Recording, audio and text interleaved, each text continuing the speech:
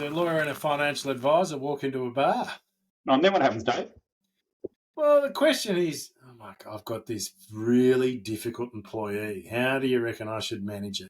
No, I don't like to swear on these podcasts, but I can tell you if there's the most frustrating thing I've probably had in my career, and I think a lot of business owners, it's either that one person or that, the consistently difficult. I mean, I've got some clients who got, 250, 300 employees, and if you've got 300 people, you're going to have one who's At least one. Yeah, you might have 20. So, and it really sticks in people's craw. How do you manage that difficult person who can be quite toxic? Yeah. I've had some, in fact, probably the ones that I struggle with the most were quite charming. So I'd go, to talk to them and say, look, your performance isn't where it should be and you can't be rude to so-and-so or whatever. And then you walk away saying, oh, well, that was good. They said a lot of things. And then you sort of realise, oh, hang on, I didn't discipline them at all. I think they just talked me out of it. And I walked away thinking I'd done something and I didn't. So it's quite hard when they're nice. But otherwise, they can be quite aggressive and sometimes intimidating to you. It's certainly. And I reckon it's really hard, managing a difficult employee when you've got it in a small team. Yeah. Well, absolutely. Because it can, just destroy everything. If you're talking, your team's only 5 or 6 or, even 15, and you got that one person that can, even, when you go to a party and there's that one person who everyone, is difficult, it just ruins the whole thing. If they monopolise everything. It's the Is that word. a reflection upon yourself in some parties, Alex? Yeah, well, you're that idiot standing in the corner dancing like a madman. And talking over everyone, and you're not listening. People they ask you a question, and then you're telling them the answer, and they don't even listen. They just ask you another question. You're like, why did you? Or they revert it around and say, "Oh, did I tell you about me?" Yeah, let me tell you more about me. Yeah. And then the topic changes. So, yeah, well. But also this whole again, the topic today is about managing difficult employees. Yeah. The challenge is that legal component because of the warnings and if someone's doing this and you can't say that to me and I'm allowed to do this and this is my rights. And it's like, it's a really difficult scenario to have an employee that kind of knows the rules themselves and they push it to the limit and then they kind of do what they're meant to do. And then they put... And you do see it and you hear these stories where eventually someone leaves who's been difficult and the rest of the team, come around and go, God, they've left. The worst thing that can happen is that the person stays and the good people leave. Correct. But I think there is a lot, like in the legal side, there's a lot of kind of perceptions about what you're allowed to do and not allowed to do, I think, which are probably wrong. I think a lot of business owners that I deal with are sort of frightened to actively kind of manage their poor performers or the team that are difficult, especially when you're dealing with things like if their sales figures are low, you can say, okay, your sales figures are low, that's sort of easy. If you're just prickly and nobody wants to deal with you, which is a real problem, especially in a small team, but even in a big team, what do you do if the person's prickly? How do you manage that? Can you, and I think certainly the perception is, particularly in government or in very large organisations, that there's a whole bunch of dead wood sitting around that are just holding on and that the management are too frightened or too incompetent to get rid of. Well, they're the ones that know all the rules too. Yeah, they might have been there for 20 years and they sort of know how to manipulate things, or they know the rules, so they're, dare I say it, they're a union, they're strong on the union or whatever. So I know there can be... I'm not going near that one. There can be issues around that. But I think there's probably a few tips that I can give you. Like you've got to know as an employer the main thing is the difference between redundancy and poor performance. I have a lot of clients. Sorry, let's just back that up. I think the first thing they need to do is ring their lawyer. Ring this guy, right? He knows things and he'll sort them out. So let's clear that up. Ring your lawyer, and then now you go through your list of the difference. Pay them lots of money. Yeah. Very important. Yeah. But a lot of what I hear probably the most commonly from clients in this area is they say, I don't like dealing with so-and-so, they're a pain, and so I'm going to make them redundant. You go, that is like, I can see why you'd want to do that, but that's actually wrong in law. So redundant is where there's nobody doing their job anymore. Their role does not exist. It's not done by anybody. Yes. If you don't like someone or someone's not performing, whatever it is, and you make them redundant, you've immediately breached the law, right? It's not a redundancy. It's possibly a dismissal for poor performance, which could be legal. If you do it as a redundancy and it's not a real redundancy, then it will be illegal and you'll be done for unfair dismissal, right? So I think a lot of the time people are worried about unfair dismissal, so they go, oh, I'll just make them redundant. And that's the worst thing you can do. You've got to kind of identify, if you want to get rid of someone, are they redundant or are they a poor performer and have you given them the right warnings? Yeah, and how do you manage them through that poor performance to get to the point? Because normally that's 3 to 6 months to get a poor performer out. It's not a set time period, but certainly one of the things that people often don't do is don't put anything in writing. They have a bunch of performance meetings, but they don't. If you want some guidance on it, actually, that's quite helpful without bringing your lawyer or spending any money. Wrong. Yeah, you go to Toy's legal website, obviously. You're on there under employment and safety. But you can also go to the Fair Work Small Business Dismissal Code. So Google that, the Fair Work Small Business Dismissal Code. It's specifically for employees, for businesses that employ less than 15 people. So if you follow that and you employ less than 15 people, that's a factor that'll be in your favour in an unfair dismissal. But even if you've got more than 15 people, it sets out the kind of basic parameters of what you need to do if you're going to dismiss someone. And, if you've got to follow and basically just tick the boxes, then you're going to be in pretty good shape. And I do think the point that you made before is that sometimes there's conversations. You actually, if you've had a conversation with someone, you need to back it up with either a file note or an email to that individual that says, this is what we discussed, and these are our action items, and these are our expectations. So it's very clear from an audit trail, because that's where people do get unstuck, and they're like, bugger it, just piss them off. And like, well, it's sort of, some people will say, yep, whatever, or you just pay them out. Okay, but even then, you can still get someone who will come back. Or, if they're vindictive, they go, all right, I'm not going to do anything. But then they start contacting customers or... Well, you know what I mean? They can lob a few grenades. Like, it can get pretty nasty, some of these scenarios for people. Yeah, well, I probably, classic lawyer, just jumped straight into how do you dismiss them? Make them redundant, terminate them. But, a lot of the time you'd like to, if you can, bring them back into the fold, or you'd like to, actually manage them positively, put them on a performance improvement plan, or just get them get somebody to take them under their wing and bring them on board. Because, in this labour market, finding replacement employees is not easy. It's hard. Yeah. Whether you get rid of them, and you get done for unfair dismissal or you don't, irrespective, you're still going to be down that employee. So sometimes this is where the discussion comes into it, where you turn around and say, am I better to keep the bad apple in the fold, or are we better to get rid of them and just have to offload some of that work to some other people inside the organisation? Now, sometimes you can do that and say, right, I knew this person was bad, we've got rid of that person. Yep. Now, the salary that you may have been paying to that person, you say, well, I'm not going to replace them, but I'm going to allocate extra work to a number of people. And this is where it depends upon the role that they've got, and I'm going to pay you a little bit more to do that. Now, sometimes the team can go, one, thank goodness you got rid of them, and two, we're happy to take on the extra work because we were basically doing the work for them or fixing up the work that they would do that was wrong. So we were no better off. Now you've turned around and said, we're still getting the work done, probably more efficiently. Yeah. And, it's costing the business the same amount of money, but people are much happier and they're getting it done as a team in a much better environment.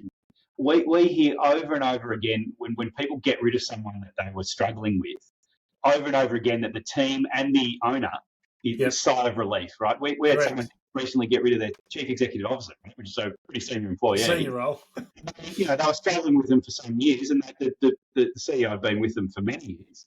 And it was a family business, and the CEO was not a family member. And they relied on him a lot. But when he was gone, all this stuff came to the fore. People were leaving. There was all sorts of problems that hadn't been addressed that were suddenly being addressed. And the business now, it's actually the new CEO is a family member, as it happened, but very competent. And the business is running like a dream. The CEO had been holding them back for years, and they didn't really know it. It was making them all upset and causing health issues and so on. Yep. But almost always, when the difficult person leaves, everybody's happier. We see it from the client. Sense of relief. Yeah. It's very bad they we got rid of X and Y, and we miss their skills or whatever. It's usually that the team are happier, and normally when you look back on it, people are too slow to act, and probably myself included. I've had difficult employees in the past, and looking back, I go, look, I probably should have addressed that more assertively, more quickly.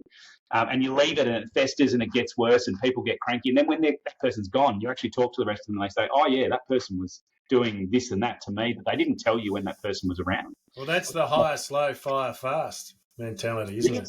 Yeah, and I hadn't heard of that until sort of relatively recently. And I think that makes but a lot also, of when you're trying to hire in someone, yeah, there's a lot of interesting dialogue around, the whole interview process, and for some people to do a trial half day or something inside the business, but not just the CEO or the MD or whoever is the role of the management that's looking to employ that person, but you actually get the team to interview the person as well on multiple touch points. And then people go, oh, that's crazy. Why should we do that? Well, the cost of putting a person on is so high if they're there for 3 or 6 months.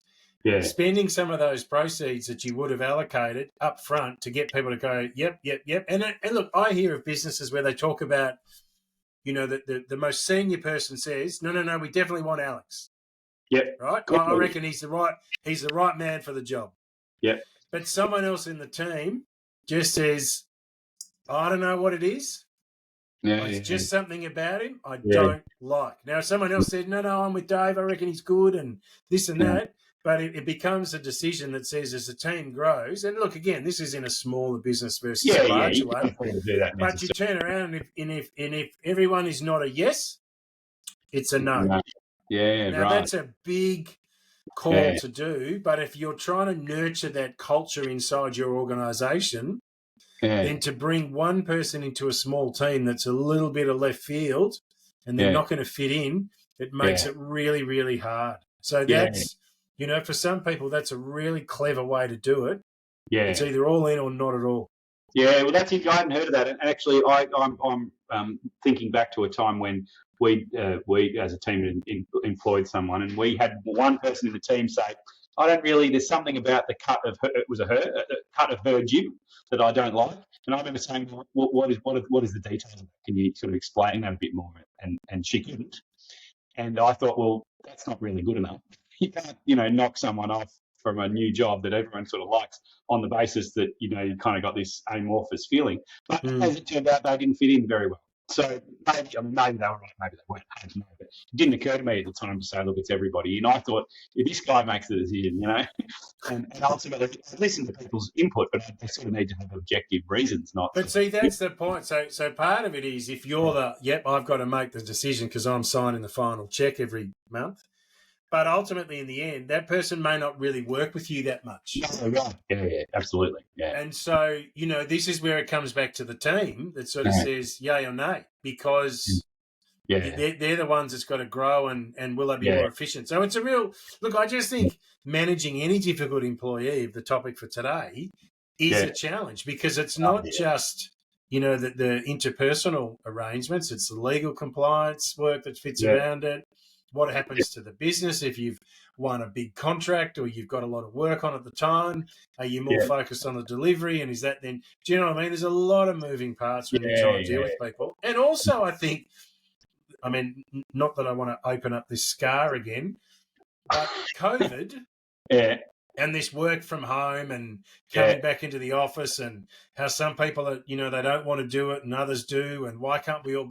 That has also, I think, added an element of complexity in that, some people they're happy for their team to work a couple of days a week at home, but it's when everyone comes in on different days. There's never a team cohesion. Or some people are like, I like working in a team. Like I either live on my own or I live in a house that, is not very social. I kind of like to come to work because there's people around me and I enjoy the time there. So I think that's also, it's difficult when someone says, oh, I like working from home and can't I just sit on Zoom and we talk? It's like, well, not really. That doesn't come depends very much on the job. Absolutely. We've completed our reviews this year. And, I've had one person say, I would like to work from home all the time. And I'd like everyone to work from home all the time. I've had another person say, I would like to come into the office full time. And I've had another person say, I would like to work some days in, some days. And I'm happy to, whatever people can do to make their job and life easier doesn't bother me. I'm not. And if they're being productive and they're doing what you've asked them to do, like Well, I'm with you. yeah, but if I was to, if the person who wants to come in all the time, if no one is in the office, there's no point in them coming in. So, it's obviously it's up to me as the kind of leader to make a decision that suits the business and suits everyone. But it's just interesting. So if someone wants to come in, why would you not let them come in? Oh, they can. Yeah, they can. I'm saying they want to come in to see all the other people, and if there's no point, right? Yeah. So I'd have to sort of effectively force at least some people in some days.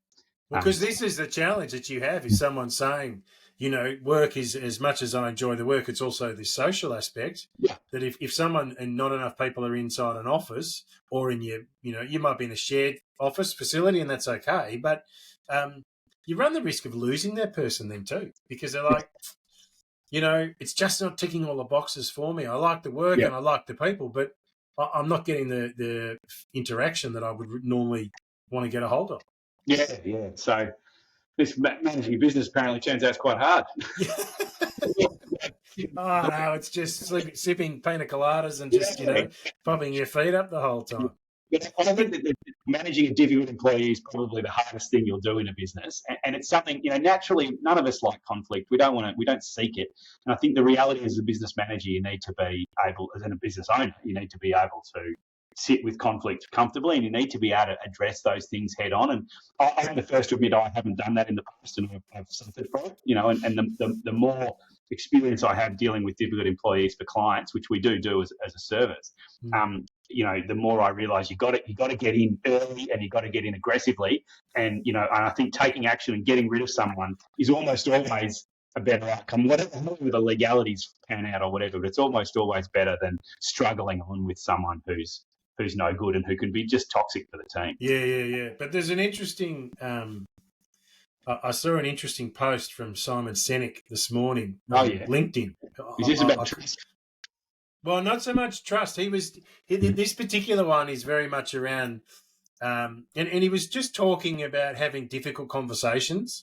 Yeah. And this is both personal and business, but it's like, people, they want to avoid the difficult conversation, but he just sort of, the way he positioned it was that he was just saying, you might need to have this conversation with someone, and you can kind of go up to them and say, look, this is going to be a difficult conversation for me. I just be patient with me, just allow me, and let's kind of talk it out. I think we've got a good relationship, and I want to continue our relationship to develop, but there's just something that's cropped up that I really want to raise with you. Is that okay? Or is there a time that I can do it? Don't just land it on them. It's like, all right, look, can you come back to me in an hour, and I would have finished something, and we can sit down and have this conversation. And he said, you've really got to kind of lean into it and just work your way through it, because he said there's too many occasions where you will get it where something annoys you, but you don't nip it in the bud at the time. And then it continues to fester, and those difficult conversations are bloody hard to have. But he said the more you do it, the better you get at it. But a lot of the time, the other party that you're talking to will counter that and say, well, there are certain things that you do that annoy me. Okay, so can I change my behaviour? Like, it's not always a one-way street. And that might be some of these issues with the difficult employees. Sometimes you don't always know what's going on, in their space. You've employed them to do something. They ticked all the boxes when they came in. But circumstances for people change really quickly. Yeah. And that's a really hard thing. And it's, as an employer, you kind of go, oh, my God, I'm not a counselling service. Yeah. But it's hard. But it was just interesting. It was just an interesting topic that he raised about, having difficult conversations with people, because we've had a lot of this time, especially when it's face-to-face. We've had a lot of time away. Like, people have, it's video conference, or it's phone call, or, there's a lot of people that are just very uncomfortable still about going out and mixing with people and, having to eyeball someone. And you've got to push yourself to get through to get into some of that. Yeah. It's bloody hard.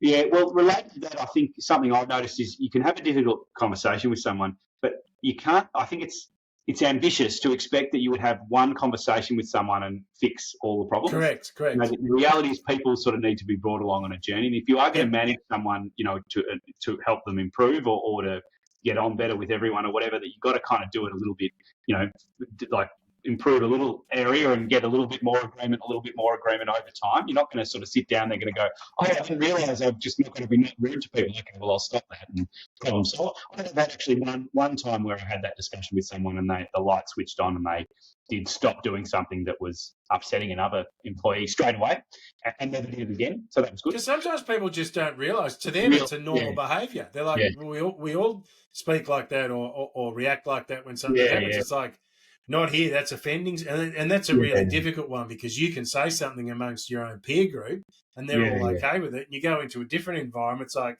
whoa, you can't say that. I know. I think political correctness. The training of being a lawyer or whatever tend to be direct and technical. So you say they use technically the right word and say something directly. And my staff or someone's come a long way and gone, well, you were sort of terrorising me. And I said, terrorising? Well, you haven't got me started yet. I'm just getting warmed up. But that kind of directness or harshness, if you like, and I deal with conflict, in litigation and whatever, and so I don't see it as a high conflict situation, but they might, So it's a two-way street. You've got to kind of reflect on what you do.